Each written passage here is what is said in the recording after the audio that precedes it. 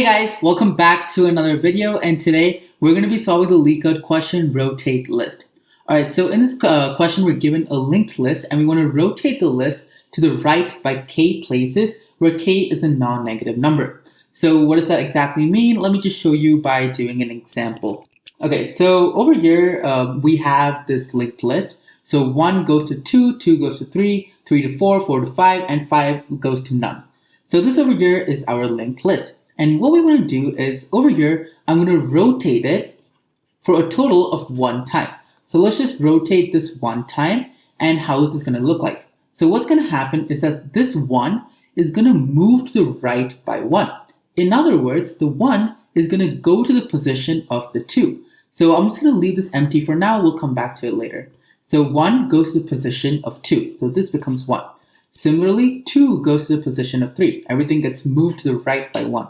So I'm pretty sure you get the point, so I'll just go through this a little faster. 3 goes to 4, and 4 goes to 5.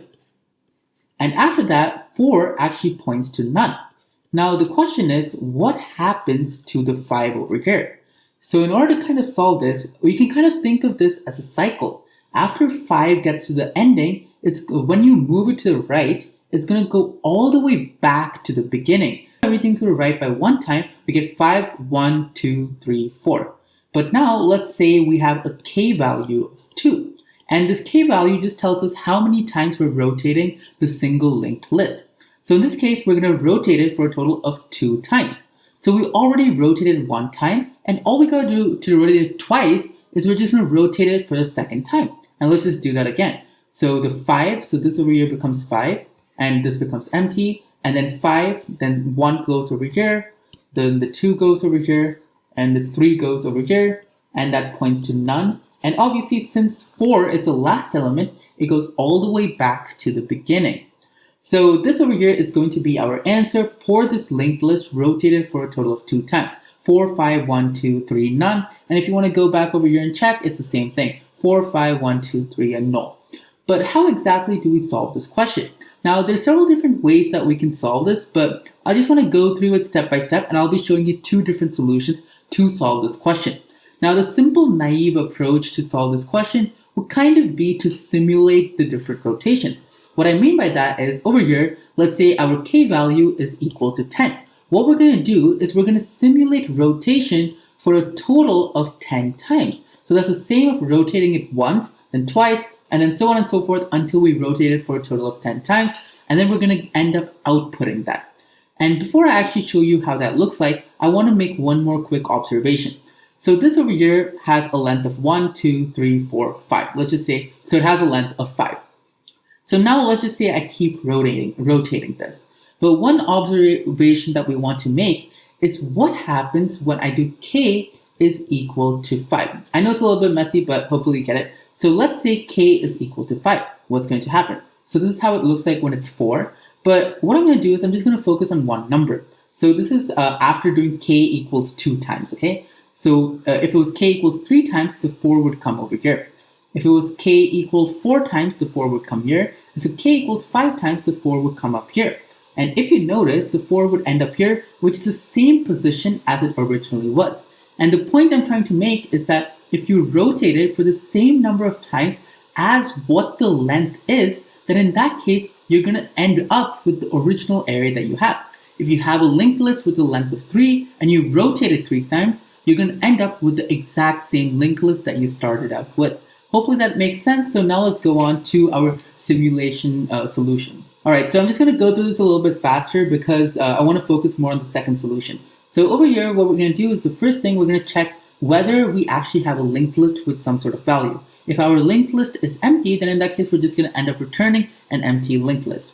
And the other condition is if our k value is equal to 0, that means that we've made no rotations. And in that case, we're just going to directly return our head and we'll be done. If that's not the case, what I did over here is I made a function called rotate. So this rotate function over here, what it's going to do is going to rotate our linked list for a total of 1 time. And if we want to rotate it 2 times, we're going to call the same function on our linked list for a total of 2 times. All right, so hopefully that makes sense. And let's just go through this function real quickly. I'm not going to go into too much detail. So we have a current node, and this current node starts off with the value of our head node. And we also have a temporary variable holding the value of our current value. So the code over here is a little bit messy, but I didn't really focus too much on this first solution over here, but still it does make sense. So what we're going to do is we're going to go inside of a while loop, and we're going to keep going through our linked list until we reach a value of none. And over here, the first thing we're going to do is we're going to go on to the next pointer. And the reason for that is the second pointer. So let's say we have element 1 and element 2. Element 2 is going to hold the value of element 1. And that's exactly what we're doing over here. We're going over to the next value. And once we go to the next value, if we actually have an element over here and it's not a value of none, we're going to give our current node that temporary value. And this temporary value is nothing but the value of the previous node, which is why we're holding it over here. And simultaneously, what we're going to do is before we call this, we're going to hold the value of the current node that we're on. And the reason we're holding the value of what the current node is on is because our temporary value now is going to be the value of our previous current node's value. I know that sounds a little bit confusing, so let's just go to this over here and let me try to explain what I mean. So what I mean is the first thing we're going to do is we have two variables. We have temp. So this temp value is going to hold a value of 1. So we have the value 1. Now what's going to happen is we're going to change our node to this node over here. So once we reach this node, two things are going to happen. We're going to have a second temporary variable called temp2, and this is going to store this value over here, and that has a value of 2. Now what's going to happen is this value changes to the value of temp, so this becomes 1 over here, and simultaneously we're going to change this temporary variable's value to this value over here. So the 1 instead of 1, now it becomes 2. And that makes sense because once we go on to the next element, which is this now has a value of 2, which is exactly how it's supposed to be. So that's how our function is going to look like. And finally over here, we're going to have a for loop, and we're going to go until the range of k. So we're going to rotate it for how many k times it is. We're calling the rotate function, and then we're returning head. Okay, so I'm going to submit this. And one thing I want to note is that this is not going to work. And I just want to show you why. All right, so as you can see, it says time limit exceeded. So over here, we're given a k value, which is really big, at more than 2 million, right? So this is a really big k value. And we're calling our rotate function for a total of that many times. And that is just illogical. We're calling the same thing a several amount of times. And in order to kind of fix this problem, we're going to go back to the observation that we made earlier. So let's say we have a linked list with which has a length of 5. It has 5 elements, and we rotate it for 5 times. That is actually the exact same thing as rotating it for 0 times, since the linked list is not going to end up changing. So we're going to kind of use that in order to decrease the amount of k times that we actually need to do it. Like I said, rotating it 0 times is the same as rotating it 5 times. Similarly, rotating it any multiple of 5 is the same as rotating it 0 times. So 5 into 10, 5 into 10,000 is all the same. So this is the part that I added real quickly. So all we're doing is we have a current node which starts off at our head. Then we have a count, and this count is nothing else but the actual length of our linked list, and it's going to start off with a value of 0. And as we go through so we're going to have a while loop, so while current, and each time we're going to go on to the next node. And while we're doing that, we're going to be increasing our count by a value of 1 since we want to get the length of our linked list. So now what we're going to do is we actually want to account for our count inside of this for loop over here. And in order to do that, what we're going to do is we're going to take our k value and perform the modulo operation with whatever the length of our linked list is. In other words, we store that in the variable called count.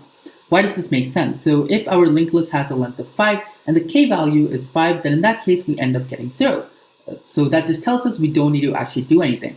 Let's say our k value is 6. Again, a linked list has a length of 5. So again, 6 mod 5 gives us 1. And what that's telling us is performing 6 rotations is the same as performing 1. So that's exactly what we're doing over here. And now let's submit this again, and it should get accepted. Okay, so this over here is our first solution. But I'm sure you can see the problem over here. We're performing the same step several times, and we're calling this function several amount of times. So how can we actually make this better? And in order to kind of do that, let's just go back to the little observation that we made over here. So when I said that, let's say for our first rotation, the 5 over here went all the way back to the very beginning. So as you can see, the 5 is over here after one rotation. And we kind of looked at it as being a cycle, right? So the 5 goes all the way back to the 0th element, and it's kind of like a small cycle. So that's what we're actually going to do. So what we're going to end up doing is we're going to convert this into some sort of cycle. So all that we're going to do is, instead of pointing our 5 over here to none and ending our linked list, what we're going to do is we're going to point our 5 all the way back to our very first element. And in that way, we're going to end up with the cycle, which makes it a lot easier for us to go around. So let's see how we can actually use that solution. All right, so our first step over here is going to be the same if condition. So if not head or our k value is equal to 0, we're just going to end up returning whatever we currently have. But if that's not the case, we're going to have two steps. Over here, like we said earlier, we have to find out the length of our linked list that we have. And that is just going to make it so that we call our k value a fewer amount of times. And the second thing that we want to do for this solution is that we want to find the last element, so whatever the last element is, and we want to point that to the head element or the very first element that we have.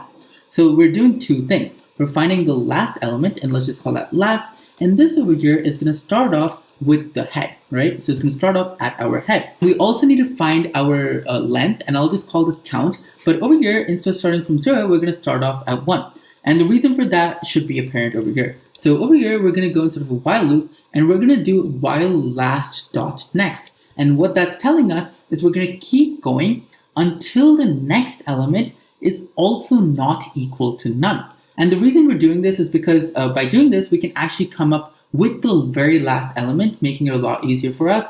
And that's why we're also starting our count with a value of 1 instead of 0. So that's exactly what we're going to do. So we're going to increase our count by 1, So count plus equal 1 each iteration. And we also need to increase our last element. So in the beginning, the last starts at head, and now the last is going to be last dot next. So we're going on to the next element, and we keep going until we reach the element right before the null element. And now we're going to point this last element, so last dot next, and currently last dot next points to none. But now, right now, we're going to change that pointing. So instead of pointing to none, last dot next is going to point to the head node. So last dot next equals to head. So now we have a little cycle for us. All right, so now we're going to do the same thing. We're going to go inside of a for loop. But the steps that we're going to do is going to be slightly different. And I just want to show that to you over here. So let's say that we're given this exact same linked list over here. Now the first step that we're going to be doing is we want to make it a cycle. And in order to do so, we're going to get rid of this over here. 5 is not going to be pointing to null. Instead, 5 is going to be pointing all the way back to the first node, which has a value of 1. So we have a little cycle that over here. So now what we want to do is we want to rotate it for 3 times or 8 times. Now the truth is both of these are the same. So let's just first come up with our length. So what is the length? So we have a length of 1, 2, 3, 4, 5. Our length is 5. Now over here, what we're going to do is we're going to take our k value, and our k value is going to be equal to k mod our length. And the reason we're doing that is so that we decrease the number of times we call k. So in this case, 8 mod 5. So since the length is 5, 8 mod 5 and 3 mod 5 both give us the exact same value. They both give us a value of 3. And in other words, 8 or 3, both of them, when you call it, we're just doing 3 rotations, okay? So again, all we're doing, either 8 or 3, we're doing 3 rotations. All right, so now that we have this, what we want to do, our main aim over here, is we want to find out what is our new head node going to be. So in the beginning, our head node had a value of 1. But what is our head node going to be after 3 rotations? And in order to get to that value is pretty simple. So what we're going to do is, let's just go through this manually once. So what's going to happen? So the head node starts off at 1, then it goes to 5, then 4, and then 3. So technically our head node should have a value of 3. But how do we actually get to that using this information?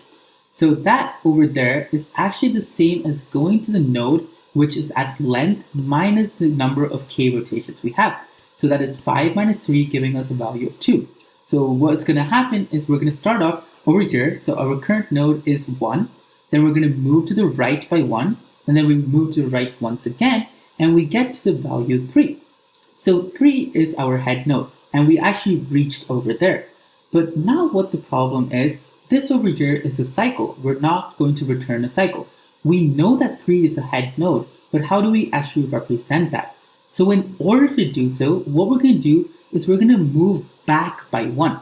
So whatever the head node is, we're going to move back by 1. And the reason we're going to do that is instead of pointing 2 to 3, we're going to point 2 to none. And by that way, what that basically means is that 3 points to 4, which points to 5, which points to 1, which points to 2, and 2 points to the very ending of our node. So this is basically just cutting off our linked tree. So how do we do that? So we first go to this tree over here, and we're going to move back by 1. So now we're going to subtract by 1 since we're moving back by 1, and this over here gets us over here. So we're currently right over here. Now what's going to happen is we're going to change this to point to none. So let me just rewrite this over here. So we have 1, and that points to 2, and 2 is going to end up pointing to none. And none does not point to anything since we didn't assign it anything. Then after that, we have the number 3, which points to 4, and which in turn points to 5. Now don't forget this 5 points all the way back to the 1 over here. So this is actually the same as writing 3 points to 4, pointing to 5, pointing to 1, pointing to 2, and that points to none. So that is the exact same thing, and that's all that we're doing over here. We're first converting it to a cycle, finding the new head node, and then we're going to close it by going to the previous element, making that none, ending it over there, and then we're going to return the value of 3 in this case, or the new head word and head node in other words. So that's exactly what we're going to do, and let's just do that real quickly over here. Alright, so let's start off with a quick for loop. So for underscore in range, and what is the range going to be? So we're going to be having our length, in other words, we called it the variable count, and we're going to subtract that with the k value that we have. And again, this k value is actually not the smallest possible. In order to ensure that it is the smallest possible and we're making the least amount of rotations, we're going to do k mod, and we're going to take the mod of the length value that we have. So that's going to be the count. And now we're going to decrease it by 1 since we don't actually want the head element. Instead, we want the node right before the head. So in order to do that, let's start off by actually initializing our current node value. And our current node is going to start off at the head.